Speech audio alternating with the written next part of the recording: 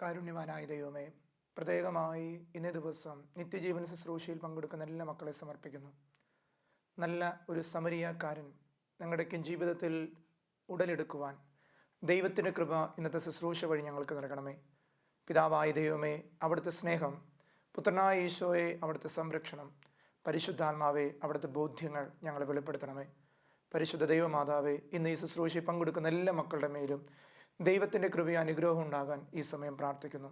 സകല വിശുദ്ധരോടും സകല മാലാഖമാരോടും ചേർന്ന് നിത്യജീവൻ സ്വന്തമാക്കുവാൻ ഈ മക്കൾക്ക് എന്നും കൃപയുണ്ടാകുവാൻ ദൈവമേ, ഈ ശുശ്രൂഷകളെ ഈ മക്കളുടെ ജീവിതങ്ങളിലേക്ക് ഒരു ആത്മീയ അനുഭവമാക്കി അങ്ങ് മാറ്റണമേ. നിത്യപിതാവും പുത്രനും പരിശുദ്ധാത്മാവും നാമത്തിൽ ആമേൻ.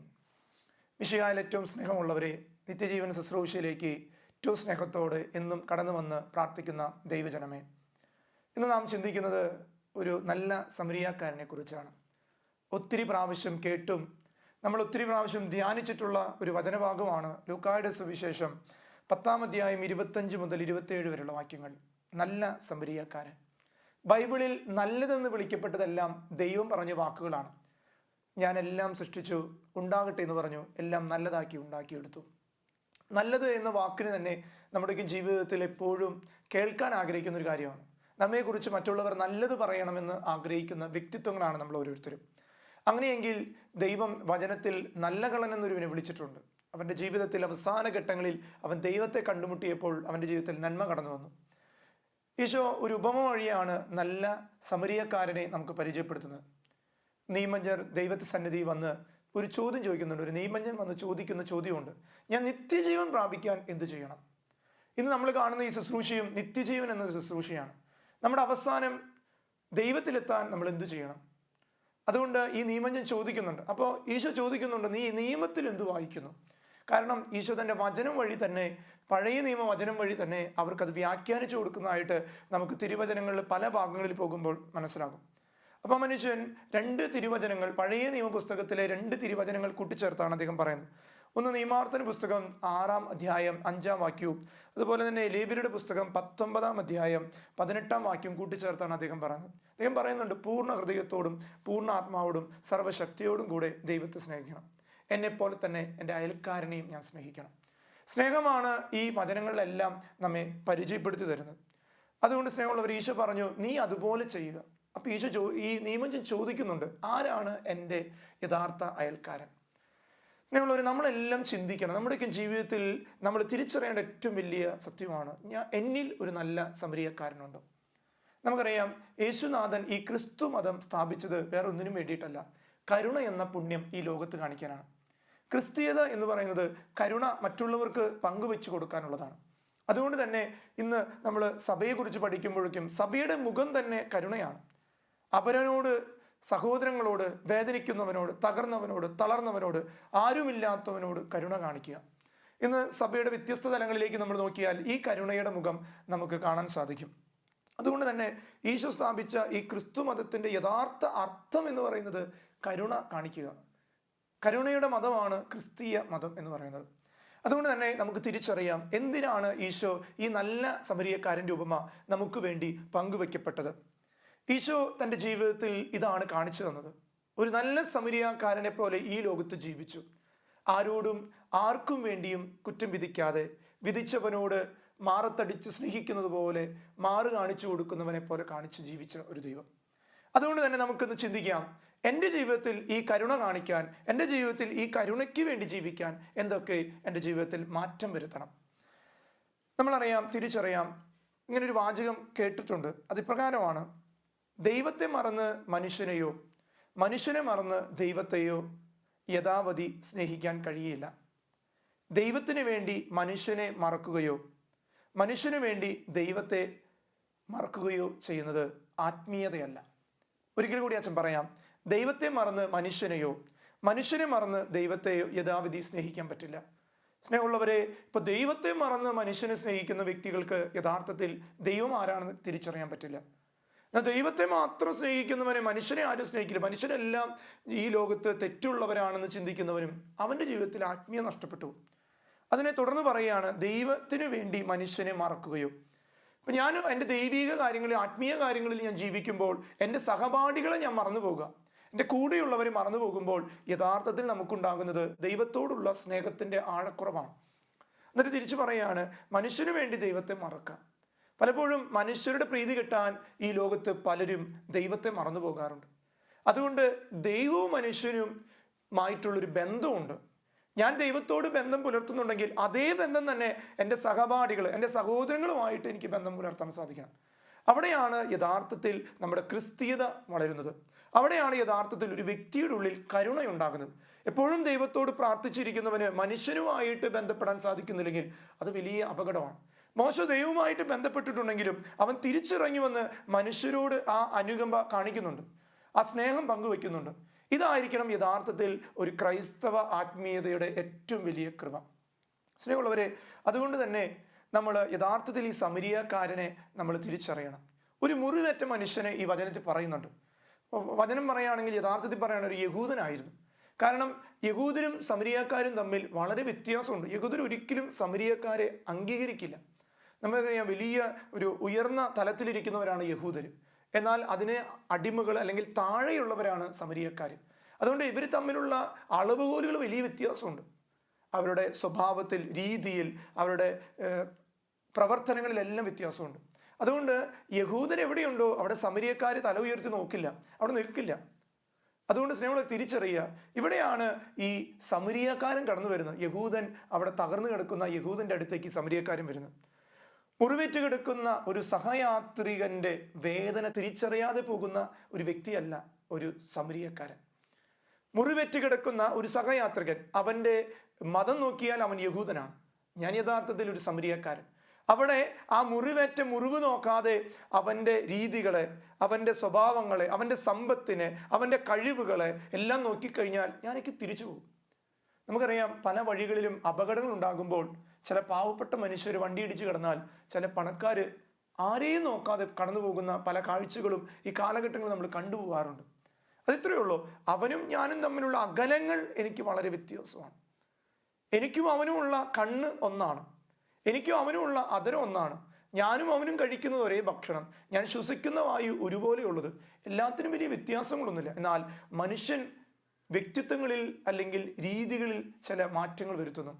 അതുകൊണ്ട് സ്നേഹമുള്ളവരെ, മുറിവേറ്റ് കിടക്കുന്ന സഹയാത്രികനെ കണ്ടപ്പോൾ ആ സമരിയക്കാരൻ അവനെ വേർപിരിഞ്ഞു പോകുന്ന മതിലുകൾ കെട്ടി ചിന്തിച്ചില്ല, മറിച്ച് ആ മതിലുകൾക്കപ്പുറം കടന്ന് അവനെ സഹായിക്കുകയാണ്. ഇതാണ് യഥാർത്ഥത്തിൽ കരുണ. നല്ല സമരിയക്കാരൻ നമ്മുടെ എല്ലാവരുടെ ഉള്ളിലുണ്ട്. എല്ലാം ഉണ്ടായിട്ടും നമുക്കറിയാം, ഈ പ്രളയ കാലഘട്ടങ്ങളിലൂടെ നമ്മൾ കടന്നു പോവുകയാണ്. കഴിഞ്ഞൊരു വർഷക്കാലം ഞാനൊരു ഇടവക ദേവാലയത്തിലായിരുന്ന സമയത്ത് അവിടെ ഞാൻ കണ്ടിരുന്നു ഒരു ക്യാമ്പിലേക്ക് കടന്നു വരുന്ന വ്യത്യസ്തമായ മുഖങ്ങൾ. അവിടെ പണക്കാരനുണ്ട്, പാവപ്പെട്ടവനുണ്ട്. എന്നാൽ പാത്രങ്ങളുടെ കുറവ് മൂലം ഒരുമിച്ചിരുന്ന് ഒരേ പ്ലേറ്റിൽ നിന്ന് കഴിക്കുന്നത് ഞാൻ കണ്ടു. അവിടെ പണക്കാരനോ പാവപ്പെട്ടവനോ ഇല്ല. കാരണം സമ്പാദിച്ചത് പലതും നഷ്ടപ്പെട്ടപ്പോൾ അവരെല്ലാം ഒരുപോലെയായി. വ്യത്യസ്തതകളില്ലാത്ത പല ജീവിതങ്ങളിലേക്ക് അവരെ കൂട്ടിക്കൊണ്ടുവന്നു. യഥാർത്ഥ സ്നേഹമുള്ളവരെ, ഈ നല്ല സമരിയക്കാരൻ നമ്മുടെയൊക്കെ ജീവിതത്തിൽ നമ്മൾ കണ്ടുമുട്ടണം. വിശുദ്ധ ആൻസലം നല്ല സമരിയക്കാരൻ്റെ വചനം എടുത്തിട്ട് ധ്യാനിച്ച് പങ്കുവെക്കുന്നുണ്ട്. സഭയുടെ വലിയൊരു വിശുദ്ധനാണ്, സഭാ പണ്ഡിതനാണ്. അദ്ദേഹം പഠിപ്പിക്കുന്നത് ഇങ്ങനെയാണ്. ഈ നല്ല സമരിയക്കാരൻ്റെ ഉപമയെ കൃത്യമായിട്ട് പഠിപ്പിച്ചു തരുന്നുണ്ട്. നമുക്കറിയാം, ഓരോ വ്യക്തിത്വങ്ങൾ എടുത്ത് നിങ്ങളുടെ മുന്നിൽ ഈ ആൻസലം പറയുന്ന കാര്യത്തെ ഞാൻ വ്യാഖ്യാനിക്കുകയാണ്. ഒന്നാമത്, അർദ്ധപ്രാണനായി കിടക്കുന്ന മനുഷ്യൻ. അതാണ് ആ യഹൂദനായ മനുഷ്യൻ. ഇവർ ശിക്ഷിച്ച് അല്ലെങ്കിൽ ഉപദ്രവിച്ച് കിടന്ന് വഴിയോരങ്ങളിൽ കിടക്കുന്ന മനുഷ്യൻ. അദ്ദേഹം ആദ്യ പാപം മൂലം ആത്മാവ് മുറിയപ്പെട്ട മനുഷ്യനായിട്ടാണ് വിശുദ്ധ ആൻസലം പറയുന്നത്. ആദ്യ പാപം നമുക്കറിയാം, ജന്മപാപം വഴി കൃപ നഷ്ടപ്പെട്ട ഒരു ജീവിതത്തെ. പലപ്പോഴും നമ്മളറിയാം, നമ്മുടെ ജീവിതത്തിൽ പാപം നമ്മുടെ ജീവിതത്തിൽ കൃപ നഷ്ടപ്പെടുത്തിയുണ്ട്. അപ്പോൾ ആത്മാവ് മുറിയപ്പെടുന്നുണ്ട്. ഇംഗ്ലീഷ് പറയുകയാണെങ്കിൽ വൂണ്ടഡ് സോൾ എന്ന് പറയും. ആത്മാവ് മുറിയപ്പെട്ട അവസ്ഥ പല ജീവിതങ്ങളിലും കൃപ കിട്ടാത്തതിനൊരു കാരണ സ്നേഹമുള്ളവരെ ആത്മാവ് മുറിയപ്പെട്ടതുകൊണ്ടാണ്. ചില പാപങ്ങൾ ക്ഷമിക്കാൻ പറ്റുന്നില്ല. ഈ അടുത്ത കാലത്ത് ഒരു വ്യക്തിയെ കണ്ടിട്ട് 12 വർഷമായിട്ട് അവരുടെ ജീവിതത്തിൽ നിന്ന് കടം മേടിച്ചൊരു വ്യക്തി കൊടുത്തിട്ടില്ല. ലക്ഷങ്ങളോളം കടം മേടിച്ചിട്ട് തിരിച്ചു കൊടുക്കാതെ വേദന, വെറുപ്പോട് വെറുപ്പ്. സ്നേഹമുള്ളവരെ, ആത്മാവ് മുറിയപ്പെട്ടാൽ ചിലപ്പോൾ സ്നേഹിക്കാൻ പറ്റില്ല. അങ്ങനെ മുറിയപ്പെട്ട ആത്മാവുമായി നമ്മൾ ജീവിച്ചാൽ എങ്ങനെ നമുക്ക് ദൈവകൃപ കിട്ടും? നമുക്കറിയാം, പിശാച് ഒരു വ്യക്തിയിലേക്ക് മുറിയപ്പെട്ട അനുഭവത്തിലൂടെ അവൻ്റെ ജീവിതത്തിൽ ക്ഷമ എന്ന പുണ്യം നഷ്ടപ്പെടുത്തും. രണ്ടാമതായിട്ട് ഈ ഉപമയിൽ പറയുന്ന 2 വ്യക്തിത്വങ്ങളുണ്ട്. ഒന്ന് പുരോഹിതനും ലേവ്യനും.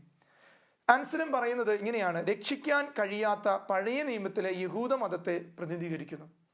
യഹൂദ മതത്തിന് ഒത്തിരി നിയമങ്ങളുണ്ടെങ്കിലും അവർക്ക് ജനത്തെ രക്ഷിക്കാനുള്ള ആത്മീയ രക്ഷ കൊടുക്കാൻ പറ്റിയില്ല. അവിടെയാണ് ഈശോ കടന്നു വന്നിട്ട് അവരെ നിങ്ങൾ സമാധാനത്തോടു കൂടി ഭയപ്പെടേണ്ട, ഞാൻ നിങ്ങളുടെ കൂടെയുണ്ട് എന്ന് പറയുന്നത്. സ്നേഹമുള്ളവരെ, നമുക്കെല്ലാം ഒത്തിരി ജീവിതത്തിൽ ഒത്തിരി ദൈവാനുഭവങ്ങളുണ്ടെങ്കിലും നമ്മുടെ ഈ ദൈവാനുഭവം ഒഴിച്ച് മറ്റൊരു വ്യക്തിയുടെ ആത്മീയ അനുഭവത്തിൽ കൊണ്ടുവരാൻ പറ്റുന്നുണ്ടോ? തകർന്നിരിക്കുന്ന അയൽവക്കത്തുള്ള ഒരു പാപിയെ നിന്റെ ജീവിതം വഴി, അല്ലെങ്കിൽ നിന്റെ വാക്കുകൾ വഴി, നിന്റെ പ്രവൃത്തികൾ വഴി അദ്ദേഹത്തെ ആത്മീയ ജീവിതത്തിലേക്ക് കൊണ്ടുവരാൻ പറ്റുന്നുണ്ടോ? ഇതാണ് ആൻസലം പറയുന്ന രണ്ടാമത്തെ കാര്യം. ചില അടയാളങ്ങളും ചില പ്രതീകങ്ങളും ഇന്നും ആത്മീയ കൃപകളുണ്ടായിട്ടും അത് ഉപയോഗിക്കാത്ത അവസ്ഥകൾ ജനത്തിൻ്റെ ഇടയിലുണ്ട്. മൂന്നാമതായിട്ട് സമരിയക്കാരനാണ്. അൻസലം പറയുന്നത് ഇപ്രകാരമാണ്. വിശുദ്ധ അൻസലം കൃത്യമായിട്ട് പറയാന്ന് അത് രക്ഷകനായ യേശുക്രിസ്തുവിനെ പ്രതികരിക്കുന്നു. നമുക്കറിയാം, യേശു ഈ ലോകത്തിൽ വന്നത് എല്ലാവരും രക്ഷിക്കാനാണ്. യേശുവിനെതിരായി വന്നവരെ പോലും യേശു രക്ഷിച്ചിട്ടുണ്ട്. അതുകൊണ്ട് തന്നെ നമ്മുടെ ജീവിതത്തിൽ തിരിച്ചറിയേണ്ട ഒരു കാര്യമാണ്, നല്ല സമരിയക്കാരൻ എന്ന് പറയുന്നത് നമ്മുടെയൊക്കെ ജീവിതത്തിൽ ഈശോയാണ്. ഈശോയെ നമ്മളെല്ലാം സ്വീകരിക്കുമ്പോൾ നമ്മളും മറ്റൊരു ക്രിസ്തുവായിട്ട് മാറുകയാണ്. നല്ലൊരു സമരിയക്കാരനായിട്ട് നമ്മുടെ ജീവിതത്തിൽ മാറ്റം വരികയാണ്. നാലാമതായിട്ട് ഈ വചനത്തിൽ കാണിച്ചു തരുന്ന രണ്ട് കാര്യങ്ങളുണ്ട്. ഒന്ന് എണ്ണയും വീഞ്ഞുമാണ്. അത് വിശുദ്ധ അൻസലം വെളിപ്പെടുത്തുന്നതും വ്യാഖ്യാനിക്കുന്ന ഇപ്രകാരമാണ്: ക്രിസ്തുവിൻ്റെ തിരുശരീരക്തങ്ങൾ കൊണ്ട് ക്രിസ്തു നമുക്ക് ജീവൻ നൽകുന്നു. അവൻ്റെ തിരുശരീരക്തങ്ങളാണ് അന്ന് ആ നല്ല സമരിയക്കാരൻ ആ യഹൂദൻ്റെ ശരീരത്തിൽ വെച്ച് കെട്ടിയത്. ഇന്ന് നമ്മുടെ ജീവിതത്തിലും ഈ ആത്മീയ അനുഭവത്തിൽ പരിശുദ്ധ കുർബാനയും പരിശുദ്ധ രക്തവും നമുക്കെന്നും യോഗ്യതയുള്ളതാണ്. നമ്മുടെ ആത്മീയ മുറിവുകൾ ഉണക്കാൻ, നമ്മുടെ ജീവിതത്തിൽ ഭൗതിക നേട്ടങ്ങളെക്കാൾ കൂടുതൽ ആത്മീയ വളർച്ചയ്ക്ക് ഈ തിരുശരീരക്തങ്ങൾ, ഈ കൂദാശകൾ ദൈവത്തിൻ്റെ കൃപയാണെന്ന് നമ്മെ പഠിപ്പിക്കുകയാണ്. സ്നേഹമുള്ളവരെ, അതുകൊണ്ട് തന്നെ നമ്മൾ തിരിച്ചറിയണം. അഞ്ചാമതായിട്ട് ഈ വചനത്തിൽ പറയുന്ന ഒരു പ്രധാനപ്പെട്ട കാര്യമാണ് സത്രം. അതൊരു മുറിയോ അല്ലെങ്കിൽ ഒരു വ്യക്തിത്വമോ അല്ല ഈശോ ഇവിടെ സൂചിപ്പിച്ചതെന്ന് വിശുദ്ധ അൻസലം പറയുകയാണ്. അദ്ദേഹം പറയുന്നത് എങ്ങനെയാണ്? അത് കത്തോലിക്ക തിരുസഭയാണ്. അതുകൊണ്ട് ഈ സഭയിലേക്കാണ് ദൈവം ഈ ജനത്തെ കൊണ്ടാക്കുന്നത്. ഈ മുറിവേറ്റവനെ പരിശുദ്ധ കുർബാനയാകുന്ന തൈലം കൊണ്ട് കെട്ടിപ്പൂട്ടി അവനെ കൊണ്ടാക്കുന്ന സത്രമാണ് കത്തോലിക്ക തിരുസഭ. പലപ്പോഴും സഭയിൽ നിന്ന് വിഘടിച്ചു പോകുന്ന മക്കള് സഭയിൽ രക്ഷയില്ലെന്ന് പറയുമ്പോഴും വിശുദ്ധ അൻസലം പഠിപ്പിക്കുകയാണ്, സഭയെ കൃത്യമായിട്ട് പഠിപ്പിക്കുന്നുണ്ട്. മക്കളെ, സഭയിലാണ് നിലനിൽക്കുന്ന ഒരു വരമുണ്ടെന്ന് നമ്മളെ പഠിപ്പിക്കുന്നത്. ഈശോ സ്ഥാപിച്ച സഭ അത് എന്നും നിലനിൽക്കുന്നതാണ് പഠിപ്പിച്ചത്. ഇവിടെയാണ് യഥാർത്ഥത്തിൽ യേശുവിൻ്റെ സംരക്ഷണം ഉണ്ടാകുന്നത്.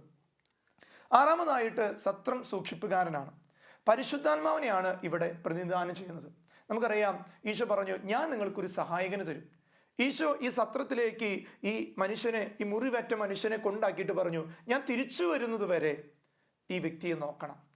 ഈശോ മരണമടഞ്ഞ് ഉത്ഥാനം ചെയ്ത് പോയിട്ട് ഈശോ പറഞ്ഞു, ഞാൻ ഇനിയും വരും, അതുവരെ നിങ്ങളെ സഹായിക്കാൻ ഞാൻ നിങ്ങൾക്കൊരു സഹായനെ തരും. ആ സഹായകന്റെ പേരാണ് പരിശുദ്ധാത്മാവ്. അതുകൊണ്ട് ഈ സത്രം സൂക്ഷിപ്പുകാരൻ പരിശുദ്ധാത്മാവാണ്. സഭയെ സൂക്ഷിക്കുന്നതും സഭയിലുള്ള ജനത്തെ വിശുദ്ധീകരിക്കുന്നതും സഭയിലുള്ള ജനത്തെ വളർത്തുന്നതുമായവൻ പരിശുദ്ധാത്മാവാണ്. അതുകൊണ്ട് നമ്മെ സഹായിക്കാൻ സത്രസൂക്ഷിപ്പുകാരനായിട്ട് വിശുദ്ധ അൻസലം പറയുന്നത് പരിശുദ്ധമാണ്. യഥാർത്ഥത്തിൽ അത് നമ്മുടെ സഭ നമ്മെ പഠിപ്പിക്കുന്ന ഒരു കാര്യം കൂടിയാണ്. സ്നേഹമുള്ളവരെ, അതിനുശേഷം 2 ധനാറുകളാണ് കൊടുക്കുന്നത്. എന്നാണ് ഈ 2 ധനാറുകൾ? ഈ വചനത്തിൽ എങ്ങനെയാണ് അത് വ്യാഖ്യാനിക്കപ്പെടുന്നത്? വിശുദ്ധ അൻസലം പറയുന്നത് ഒന്ന് തിരുവചനവും മറ്റ് കൂദാശകളുമാണ്. 2 ധനാറുകൾ സഭയിൽ ഈശോ തന്നിട്ടുണ്ട്. ഒന്ന് തിരുവചനം, ദൈവത്തിൻ്റെ വചനം. അത് ജീവനുള്ളതാണ്. അത് ആര് ഭക്ഷിക്കുന്നുവോ, ആര് ജീവൻ പ്രാപിക്കുന്നു, അത് സ്വന്തമാക്കുന്നുവോ, അത് ജീവൻ പ്രാപിക്കുന്ന വ്യക്തിയായിട്ട് മാറും. പിന്നെ കൂദാശകൾ, മാമോദിസ മുതൽ തിരുപ്പട്ടം വരെയുള്ള 7 കൂദാശകൾ. അതിൻ്റെ പവിത്രതയോടെ അതിൽ നിലനിൽക്കുന്ന ഒരു വ്യക്തിക്ക്, ഒരു കുംഭസാരത്തിൽ നിലനിൽക്കുന്ന ഒരു വ്യക്തിക്ക്, ഒരു കൂദാശ അല്ലെങ്കിൽ വിശുദ്ധ ബലിയിൽ നിലനിൽക്കുന്ന ഒരു വ്യക്തിക്ക്, മാമോദിസയുടെ കൃപാവരം നഷ്ടപ്പെടുത്താതെ ജീവിക്കുന്ന ഒരു വ്യക്തിക്ക് തീർച്ചയായിട്ടും ഈ ധനാറ അവൻ്റെ മരണം വരെ നിലനിൽക്കാനുള്ള ഒരു കൃപയായിട്ട് മാറുമെന്ന് ഈശോ പഠിപ്പിക്കുന്നു. അവസാനം പറയുന്നുണ്ട്, ഞാൻ ഇനി തിരിച്ചു വരും. സ്നേഹമുള്ളവരെ, ഈശോ ഇനിയും തിരിച്ചു വരും. നിന്റെ രക്ഷയിലേക്ക് അവൻ്റെ ഒരു തിരിച്ചുവരവുണ്ട്, ഒരു 2ാം വരവ്. അതാണ് ഈശോ പറഞ്ഞു, ഞാൻ ഇനി തിരിച്ചു വരും, അതുവരെ നിനക്കൊരു സഹായം തന്നിട്ടുണ്ട്. അതുകൊണ്ട് നമ്മുടെ ആത്മീയ ജീവിതത്തിൽ ഈ പരിശുദ്ധാത്മാവിൻ്റെ കൃപയാൽ നയിക്കപ്പെട്ട് നമ്മൾ ജീവിക്കുമ്പോൾ നമ്മിലുണ്ടാകുന്നത് ഒരു നല്ല സമരിയക്കാരനാണ്. ഒരു കരുണയുടെ മുഖം നമുക്കുണ്ടാവും. ഒരു കരുണയുടെ ജീവിതം നമ്മിൽ എന്നും നിയന്ത്രിക്കപ്പെടും. സ്നേഹമുള്ളവരെ, ഇന്നത്തെ വചനത്തിൻ്റെ വലിയൊരു കൃപ നമ്മൾ സ്വന്തമാക്കേണ്ടത് എങ്ങനെയാണ്? നമുക്കറിയാം, 2 സ്ഥലങ്ങളെയാണ് ഇന്നത്തെ വചനം നമ്മെ ഓർമ്മപ്പെടുന്നത്. ഒന്ന് ജെറീക്കോ, അതിനുശേഷം ജെറൂസലേം. ജെറീക്കോയിൽ നിന്ന് ജെറൂസലേമിലേക്ക് ആ മനുഷ്യൻ യാത്ര പുറപ്പെട്ടു എന്നാണ് തിരുവചനം പറയുന്നത്. യഥാർത്ഥത്തിൽ നമ്മൾ തിരിച്ചറിയേണ്ടത് എന്താണ് ഈ ജെറീക്കോ, എന്താണ് ജെറൂസലേം? ജെറൂസലേം എന്ന് പറഞ്ഞാൽ ആത്മീയ കൃപകളുള്ള ഒരു സ്ഥലമാണ്. ആത്മീയതയുടെ വലിയ കൃപ നിലനിൽക്കുന്ന സ്ഥലം. അതുകൊണ്ട് തന്നെ പറയുന്നത് ദൈവ സാന്നിധ്യം ഈ നഗരത്തിൽ പൂർണ്ണമായിട്ടുണ്ടായിരുന്നു. ജെറുസലേം ദേവാലയം സ്ഥാപിക്കപ്പെട്ട സ്ഥലമാണ്. അപ്പോൾ നമുക്കറിയാം ആ സ്ഥലത്തിൻ്റെ പരിശുദ്ധിയും കൃപയും. ഭൂപ്രകൃതി അനുസരിച്ച് ജെറുസലേം എന്ന് പറയുന്നത് 2500 അടി ഉയരത്തിലാണ്. എന്നാൽ ജെറീക്കോ എന്ന് പറയുന്നത് കടൽ നിരപ്പിന് അടിയിലായിട്ട് 700 അടി താഴെയാണ്. സ്നേഹമുള്ളവരെ, അതിൽ തന്നെ നമുക്ക് കൃത്യമായിട്ട് ഈ വചനം നമ്മളെ പഠിപ്പിച്ചു തരുന്നുണ്ട്. ജെറുസലേം എന്ന് പറഞ്ഞ കൃപയുടെ സ്ഥലത്ത് നിന്ന് ജെറീക്കോ എന്ന് പറഞ്ഞ ഭൗതികതയുടെ ലോകത്ത് അല്ലെങ്കിൽ സാമ്പത്തികതയുടെ ലോകത്തിലേക്ക് അവൻ ഇറങ്ങി വരികയാണ്. ദൈവം കണ്ട ദൈവത്തിൻ്റെ മുഖത്തിൽ നിന്ന് കൃപ നഷ്ടപ്പെടുന്ന ഒരു വഴിയിലേക്ക്. അതുകൊണ്ട് തന്നെ ഈ 2 സ്ഥലങ്ങളും പ്രധാനപ്പെട്ടതാണ് ഈ വചനത്തിൽ. ദൈവമായിരിക്കുന്ന സ്ഥലങ്ങളിൽ നമ്മൾ കൃപയോടെ ജീവിച്ചിട്ടും നമ്മൾ ഭൗതികയുടെ തലത്തിലേക്ക് അല്ലെങ്കിൽ പണത്തിൻ്റെ സുഖ സൗകര്യങ്ങളുടെ തലങ്ങളിലേക്ക് ഇറങ്ങി വരുമ്പോൾ ചിലപ്പോൾ ദൈവത്തിൻ്റെ കൃപ നഷ്ടപ്പെടും. ആ വഴിയോരങ്ങളിൽ പിശാച് കാത്തിരിക്കുന്നുണ്ട്, നിന്നെ കൊല്ലാൻ, നിന്നെ പിടിക്കാൻ, നിന്നെ അല്ലെങ്കിൽ നശിപ്പിക്കാൻ. നമ്മളെല്ലാം വീണുപോകുന്ന അവിടെയാണ് സ്നേഹമുള്ളവരെ. കൃപയുടെ തലത്തിൽ നിന്ന്, ആത്മീയതയുടെ തലത്തിൽ നിന്ന് എല്ലാം നഷ്ടപ്പെടുന്ന ഭൗതികയുടെ തലത്തിലേക്ക് നമ്മൾ ഇറങ്ങി വരുമ്പോഴാണ് നമ്മുടെ ജീവിതത്തിൽ നഷ്ടമുണ്ടാകുന്നത്. ഇന്നത്തെ തിരുവചനത്തിൻ്റെ വലിയ കൃപ നമ്മൾ സ്വന്തമാക്കുകയാണ്. കരുണ എന്ന മുഖം നമ്മൾ കാണിക്കണം. അത് അയൽക്കാരനോട് മാത്രമല്ല, നമ്മുടെ ജീവിതത്തിൽ നമ്മൾ കണ്ടുമുട്ടുന്ന ചില വ്യക്തിത്വങ്ങളോടും നമ്മൾ കാണിക്കണം. നമ്മുടെ ജീവിതത്തിൽ നമ്മൾ തിരിച്ചറിയേണ്ട ഏറ്റവും വലിയ കൃപയെക്കുറിച്ച് വിശുദ്ധ അഗസ്തീനോസ് പഠിപ്പിക്കുന്നുണ്ട്. അദ്ദേഹം പഠിപ്പിക്കുന്ന ഇപ്രകാരമാണ്: ദൈവം നമ്മോട് കരുണ കാണിക്കുന്നത് ദൈവം തന്നെ കരുണയായതുകൊണ്ടാണ്. ദൈവം നമ്മോട് കരുണ കാണിക്കുന്നത് ദൈവം കരുണയായതുകൊണ്ടാണ്. അദ്ദേഹം പറയാണ്, പക്ഷേ നമ്മൾ കരുണ കാണിക്കുന്നത് ദൈവത്തിൻ്റെ കരുണ നമ്മിലുണ്ടായതുകൊണ്ടാണ്. പക്ഷേ നമ്മൾ കരുണ കാണിക്കുന്നത് ദൈവത്തിൻ്റെ കരുണ നമ്മിലുണ്ടായതുകൊണ്ടാണ്. എന്നിട്ട് അദ്ദേഹം പറയാണ്, ദൈവം നമ്മോട് കരുണ കാണിക്കുമ്പോൾ നാം ദൈവത്തെ സ്നേഹിക്കുന്നു. ദൈവം നമ്മോട് കരുണ കാണിക്കുമ്പോൾ നാം ദൈവത്തെ സ്നേഹിക്കുന്നു. നാം മറ്റുള്ളവരോട് കരുണ കാണിക്കുമ്പോൾ ആ സ്നേഹം നാം പ്രകടമാക്കുകയാണ്. നാം മറ്റുള്ളവരോട് സ്നേഹം കാണിക്കുമ്പോൾ ശരിക്കും ദൈവം എന്നോട് കാണിച്ച സ്നേഹത്തെ ഞാൻ മറ്റുള്ളവരുടെ മുന്നിൽ പ്രകടമാക്കുകയാണ്. അതാണ് യഥാർത്ഥത്തിൽ സ്നേഹമുള്ളവരെ കരുണ എന്നത്. ദൈവം എന്നോട് കരുണ കാണിക്കുന്നത് ഞാൻ അനുഭവിക്കുകയും അത് സ്വന്തമാക്കുകയും അതിന് പ്രത്യുത്തരമായി ഞാൻ ദൈവത്തെ സ്നേഹിക്കുകയും ചെയ്യുമ്പോൾ മാത്രം അത് പോരാ. മറിച്ച് എൻ്റെ സഹോദരങ്ങളോട്, എൻ്റെ അയൽവക്കങ്ങളോട്, എൻ്റെ കൂട്ടാളികളോട്, എൻ്റെ ജീവിത പങ്കാളിയോട്, ഞാൻ ഒപ്പം ജോലി ചെയ്യുന്നവരോട്, എൻ്റെ സഭയോട്, എൻ്റെ സമൂഹത്തോട് ഞാൻ കാണിക്കുന്ന സ്നേഹം വഴി എൻ്റെ ജീവിതത്തിൽ ഈ കൃപ സ്വന്തമാക്കപ്പെടുകയാണ്. അപ്പോൾ പ്രകടമാക്കുന്ന സ്നേഹത്തിൻ്റെ കൃപയാണ് നമ്മൾ സ്വന്തമാക്കുന്നത്. അതുകൊണ്ട് നമ്മുടെ ജീവിതത്തിൽ ഈ കൃപ സ്വന്തമാക്കട്ടെ. 1832 പാരീസിൽ നടന്ന ഒരു സംഭവമാണ്. ആ കാലഘട്ടങ്ങളിൽ കോളറ അമിതമായിട്ട് ബാധിച്ച ഒരു കാലഘട്ടമാണ്. സമയത്ത് വിൻസെൻ്റ് പോൾ സൊസൈറ്റി അല്ലെങ്കിൽ ആ വിൻസെൻ്റ് പോൾ സ്ഥാപിച്ച കോൺഗ്രിഗേഷനിൽപ്പെട്ട കുറേ സിസ്റ്റേഴ്സ് ഈ കോളറ ബാധിച്ച വ്യക്തികളെ ഒത്തിരി സഹായിച്ചിരുന്നു. സമയത്ത് മരിയ എന്നു പേരുള്ള ഒരു സിസ്റ്റർ ഈ വ്യക്തികളെ സഹായിക്കാനായിട്ട് ഇറങ്ങി പുറപ്പെട്ടു. നമുക്കറിയാം, ഫ്രഞ്ച് വിപ്ലവകാലത്ത് സഭയെയും സഭയിലുള്ള പുരോഹിതരെയും സന്യസ്തരെയും ഒത്തിരി ആക്രമിക്കുന്ന ഒരു കാലഘട്ടമായിരുന്നു. ആ കാലഘട്ടത്തിൽ ഈ സിസ്റ്റർ തൻ്റെ ആശ്രമത്തിൽ നിന്ന് ഈ ഹോസ്പിറ്റലിലേക്ക് പോകുന്ന വഴിയിൽ ഒരു മനുഷ്യൻ, ഒരു വിപ്ലവകാരിയായ മനുഷ്യൻ വന്നിട്ട് ഈ സിസ്റ്റർ ഒത്തിരി ഉപദ്രവിച്ചു. സിസ്റ്റർ ഒന്നും പ്രതികരിക്കാതെ ആ കിട്ടിയ അടിയും ചതവും എല്ലാം കൊണ്ട് ഈ ഹോസ്പിറ്റലിൽ പോയി ശുശ്രൂഷ ചെയ്യാം. പിന്നീട് ഈ സിസ്റ്റർ രോഗബാധിതയായിട്ട് കിടക്കുകയാണ്. എന്നാലും ആശുപത്രിയിൽ ഈ കോളറ ബാധിച്ച് കിടക്കുന്ന ഈ രോഗികളെ ശുശ്രൂഷിക്കാൻ അദ്ദേഹത്തിൻ്റെ ആത്മീയ ജീവിതത്തെ ഒത്തിരി സ്പർശിച്ചിരുന്നു. അങ്ങനെ എന്നും ഈ ശുശ്രൂഷിക്കും. അങ്ങനെ മാസങ്ങൾ കഴിഞ്ഞ സമയത്ത് ഒരു ദിവസം കുറേ അധികം കോളറ ബാധിച്ച രോഗികൾ ഹോസ്പിറ്റലിലേക്ക് വരികയാണ്. ഈ ഹോസ്പിറ്റലിൽ അതിനുള്ള സൗകര്യങ്ങൾ കുറഞ്ഞതുകൊണ്ട് വ്യക്തികളെ മാറ്റാനായിട്ട് ഹോസ്പിറ്റൽ അധികാരികൾ തീരുമാനിച്ചു. അങ്ങനെ ഒത്തിരി രോഗികളെ ഇവിടെ ചികിത്സിക്കാതെ തിരിച്ചുവിടേണ്ട അവസ്ഥ വന്നു. ആ സമയത്ത് ഈ സിസ്റ്റർ പുറത്തേക്ക് ഇറങ്ങി വരുമ്പോൾ ഈ സിസ്റ്ററെ അന്ന് ഉപദ്രവിച്ച ഈ വ്യക്തിയെ ആ വഴിയോരത്ത് കണ്ടുമുട്ടുകയാണ്. ഈ വ്യക്തിയാണെങ്കിൽ ആസന്ന മരണാവസ്ഥയിലാണ്, കോളറ ബാധിച്ച് ആസന്ന മരണാവസ്ഥയിൽ കിടക്കുകയാണ്. അപ്പോൾ ഈ സിസ്റ്റർ നേരെ വന്നിട്ട് ഈ അധികാരികളോട് പറഞ്ഞു, ഈ വ്യക്തിയെ ഇവിടെ ശുശ്രൂഷിക്കണം. അപ്പോൾ പറഞ്ഞു, ഇവിടെ ബെഡുകളില്ല, അദ്ദേഹത്തെ ശുശ്രൂഷിക്കാൻ പറ്റില്ല. അങ്ങനെ ഈ സിസ്റ്റർ സിസ്റ്ററെ ശുശ്രൂഷിച്ചിരുന്ന ബെഡിൽ ഈ മനുഷ്യനെ കൊണ്ടു കിടത്തി ശുശ്രൂഷിക്കുകയാണ്. സ്നേഹമുള്ളവരെ, യഥാർത്ഥ സമരിയക്കാരൻ്റെ മുഖം ആ സിസ്റ്റർ കാണിച്ചു. അങ്ങനെ ആ മനുഷ്യൻ രോഗബാധയിൽ നിന്ന് രക്ഷപ്പെട്ടു. എന്നാൽ സിസ്റ്റർ ആഴ്ചകൾക്ക് ശേഷം ആ സിസ്റ്റർ മരിക്കുകയാണ്. ആ മനുഷ്യൻ പൊട്ടിക്കരയുന്നുണ്ട്, ഞാൻ ഒത്തിരി ഉപദ്രവിച്ചു, ഞാൻ ഇന്ന് ക്രിസ്തുവിനെ കാണുകയാണ്. ഞാൻ ചാട്ടവാറ് കൊണ്ട് അടിച്ചതുപോലെ ആ സിസ്റ്ററുടെ ദേഹത്തിട്ട് അടിച്ചിട്ടും എനിക്ക് വേണ്ടി കരുണ കാണിക്കുന്നൊരു മുഖം, അതാണ് യഥാർത്ഥത്തിൽ ക്രിസ്തു എന്ന് തിരിച്ചറിയുക. സ്നേഹമുള്ളവരെ, ഈ നല്ലൊരു സമരിയക്കാരൻ ഇന്ന് നമ്മുടെ ജീവിതത്തിൽ ഉദിക്കട്ടെ. ഇതായിരിക്കണം ക്രിസ്തുവിൻ്റെ ജീവിതത്തിൽ നമുക്ക് കാണിച്ചെന്ന ഏറ്റവും വലിയ മാതൃക. അതുകൊണ്ട് നമുക്ക് കരങ്ങൾ കൂപ്പാം. കർത്താവെ, ക്രിസ്തീയ ആത്മീയതയുടെ മനോഭാവമായ കരുണ ഒരു നല്ല സമരിയാക്കാരനോട് ഞങ്ങൾക്ക് വെളിപ്പെടുത്തി തന്ന ഈശോയെ, ഞങ്ങളും ജീവിതത്തിൽ ക്രിസ്തുവിനെ പങ്കുവയ്ക്കാൻ ഈ ദിവസം ഞങ്ങളുടെ ആത്മീയ ജീവിതത്തിന് കൃപയുണ്ടാകട്ടെ. പരിശുദ്ധ അമ്മേ, കരുണയുടെ അമ്മേ, സകല വിശുദ്ധരെ, നിങ്ങൾ കാണിച്ചു തന്ന ഈ കരുണ യേശു ക്രിസ്തുവിനോട് കൂടെ നല്ലൊരു സമരിയാക്കാരനെ പോലെ ജീവിക്കുവാൻ, നല്ലൊരു സമരിയാക്കാരിയെ പോലെ ജീവിക്കുവാൻ ഞങ്ങളുടെ ജീവിതങ്ങൾക്ക് എന്നും കൃപയുണ്ടാകട്ടെ. നിത്യം പിതാവിനും പുത്രനും പരിശുദ്ധാത്മാവിനും സ്തുതി. ആമേൻ.